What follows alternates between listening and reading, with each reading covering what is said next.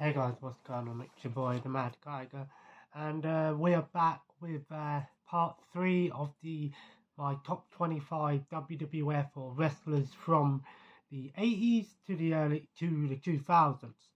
And today is going to be to um, number 14 to number 10, so 4 more. But the list is getting bigger now. There's going to be more to talk about, so we're going to start off with number 14, and that is Edge. Edge has always actually been one of my all-time favourite wrestlers. He really actually, a lot of people don't realise that he actually started his career in the Attitude Era. You don't really think of Edge as an Attitude Era wrestler, at least in most people don't, but Edge has had, a fantastic career, and, he's still going strong today. It was the biggest comeback of the year. I still remember, actually, I watched that Royal Rumble, and when Edge came out, I actually kind of lost it. I was like, what the hell? Oh my God. It was like 2:30, 3 o'clock in the morning. My partner was asleep, and she sees me shouting at the screen, going, oh my God, it's Edge.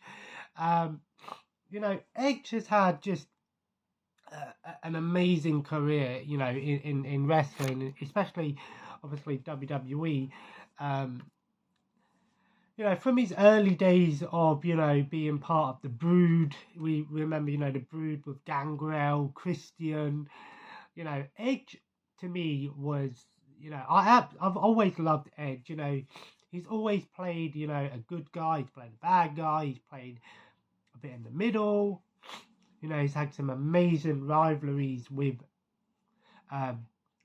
some legends back in the day. He's had rivalries with modern wrestlers, with Randy Orton, with John Cena, with pretty much everyone. He's done it. But Adam Copeland, is the name of, is his real name. He's done everything. He's been in movies. He's been in, he's had his own TV show on the WWE Network. And like I said, it was a huge shock. When he came back, because I actually remember also watching his retirement announcement, and it got me a little bit here, a little bit misty-eyed back in the day. And yeah, that to me that Edge is always going to be one of my all-time favourites. Who can just forget that awesome spear? He was the ultimate opportunist, the rated R superstar. He's done it all. He's been champion, tag teams. He's been a comedic wrestler. He's been, a dark wrestler. He's been, a good guy, a bad guy. It just goes to show the depth of Edge as a character. And I still always will have a soft spot for Edge. And then at number 13, we have lucky number 13, John Cena. Now, John Cena is a great example of probably one of the most loved, but also one of the most hated wrestlers in WWE. When he made his debut against, Kurt Angle, he was, Undertaker, he come up to him and said, you're going to do good here, kid, and that was just a small thing. John Cena was the Rock of the generation. He was the leader of the ruthless aggression era. John Cena's done it all. He's been, he had the early days where he was young, but he was sort of aggressive. He had his days as the Doctor of Thugonomics, this rapper type person, and then obviously he's had this, the modern John Cena. Of course, John Cena's, he's getting on now, but we do occasionally see him pop up in WWE every now and then. But John Cena is the great example of someone that's really helped build WWE on their back. Every generation has had a sort of top guy, basically, the face of the company. And, John Cena, for 10, 15 years of his career, was that face. He really was the guy to watch. John Cena's had some amazing WrestleMania moments. He's had rivalries with some of the greatest all-time stars, with Edge, with Randy Orton, with The Rock. It just goes to show that John Cena's done it all, really. He's an actor. He's been in tons of movies lately. Of course, John Cena has this attitude of never give up. He's a great role model out there as well, and a lot of people forget this, but John Cena's made more wishes to the Make-A-Wish Foundation in the US than any other wrestler or any other athlete or actor or anything. He's just an all-round great person. John Cena's the sort of person that you could probably sit and watch the football game with in America and have a beer, but you could also probably take him out to a theme park with your kids and you'd have a great time. He's an amazing person, and whether you like John Cena or not, you have to respect for what he has done inside the ring, but also outside of the ring and for charity and stuff like that. John Cena's just had a great career. 15 to 16 time WWF champion. But he's got this split down the middle. Some people love him, some people hate him. But John Cena's always been one of these people that he's never turned heel. He's always been a face person. There's been moments where he's not been a heel, but he's sort of been more aggressive and stuff like that. But John Cena, in my opinion, is always going to be one of those people that I think of when I think of WWE. And then at number 12, we have someone who, well, let's just say if you don't know who this guy is, then you're never going to be a wrestling fan. Ric Flair. Oh man, Ric Flair, in my opinion, is, especially, in the 80s, Ric Flair was the guy, woo, to beat a man, you gotta beat the man. Ric Flair's had, amazing career, and he's 73 years old now, and he's still actually going to have another match. I see that as like, what, Ric Flair's having another match? It's probably going to be awful, but at the same time, promise to the guy, promise to the guy. Ric Flair, the dirtiest player in the game, the guy that doesn't care. Ric Flair's always been this sort of person who he's been like an anti-hero. He's been a hero. He's the sort of dirty player.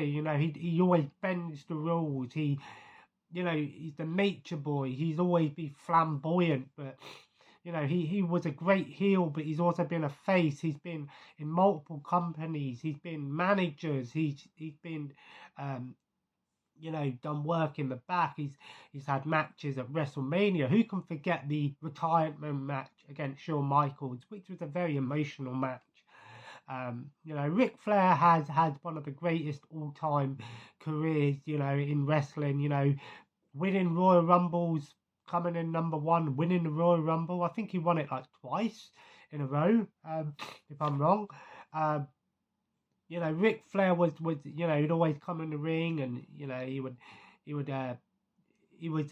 the cheeky guy. He was a rogue. He'd always try to shake people's hand, do the little hair thing, and he'd fall over on purpose. Many modern wrestlers, of course, still use that Ric Flair's figure four leg lock and throw nods to Ric Flair. Any time someone does a back slap, they shout woo. Of course, Ric Flair's obviously daughter Charlotte is doing her own thing as well, and but I'd be remiss if I didn't put Ric Flair on here. Of course, I know in the 90s he went to WCW and he's been part of tons of companies out there, but it's great to see that Ric Flair is still a respected member of the wrestling community. At number 11, we have the Macho Man, Randy Savage. Macho Man is... What can be said about the Macho Man? If you were a kid in the 80s, Macho Man was, the guy, he'd always come out and he'd have these flamboyant colours on, he'd have all these different stringers, and, he was the epitome of an 80s wrestler, oh yeah, You know, he had that deep booming voice that you could recognize a mile away. You know, he was the face of the company. Who can forget the matches with Hulk Hogan and Ultimate Warrior and all of these fantastic wrestlers at the time. Unfortunately, Macho Man also passed away, but you know, tons of wrestlers have been inspired by Macho Man, grew up with Macho Man. Who can forget that wedding of the Macho Man, the proposal to Miss Elizabeth back in the day? You know, that was something huge for the time. The Macho Man, that awesome, you know, elbow to the heart from the top rope. You know, the Macho Man is, in my opinion, one of the all-time greatest legends in WWF. A legend of all time, and in my opinion, you'll never get better than that generation of wrestlers. Whether you grew up with them or not, they pioneered the way for a ton of wrestlers, and there are a ton of people out there that used Macho Man's inspiration. CM Punk, for example, was a huge Macho Man fan. Has worn, you know, clothes similar to Macho Man. Has you know, even does the elbow drop and stuff like that. But all in all, the Macho Man, Randy Savage, who one of the greatest of all time. And then at number 10 we have another beast of a man, the Ultimate Warrior.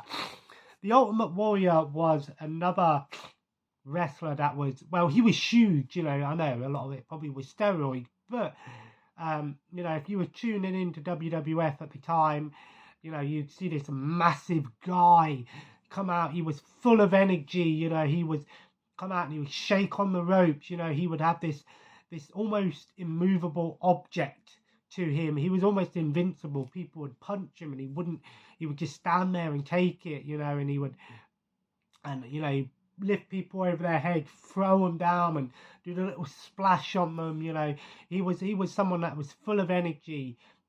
Again, part of the inspiration for many wrestlers, of course, passed away again before his time, unfortunately. But the Ultimate Warrior was, in many ways, the Ultimate Warrior. The name was very true to who he was, because he was this larger than life superstar. You know, he was like a superhero, basically. You looked at him and you thought, you know, this guy could be in movies as like the Hulk or something, you know. Paint him green and you've got the Hulk. It worked for Lou Ferrigno, but fucking hell, look at that guy. Imagine, I think Ultimate Warrior should have been the Hulk from back in the day. I think he would have done a pretty good job. But, you know, Ultimate Warrior, one of the greatest of all time, one of the biggest legends of all time.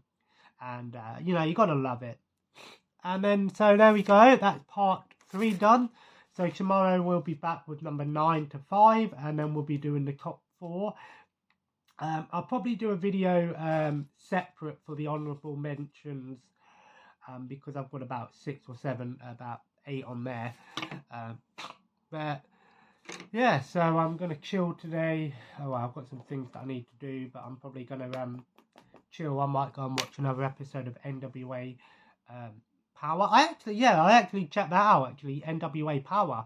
And I was surprised at how good it was. It was like a throwback, you know. It's like watching wrestling from the 80s again, but with modern wrestlers. It was really cool. I thought it was pretty awesome.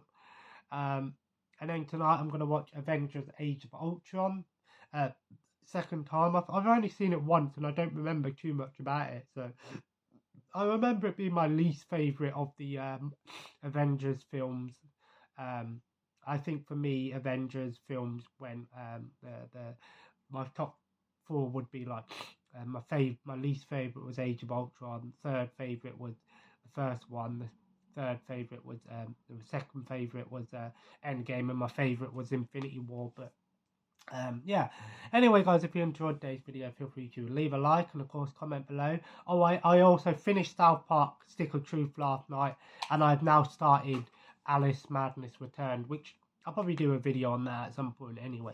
And as always, comment below, let me know what you've been up to recently, and always subscribe if you haven't already. Follow me on Twitter and Instagram at the Mad Tiger, and as always, have a nice day. Take care and bye bye.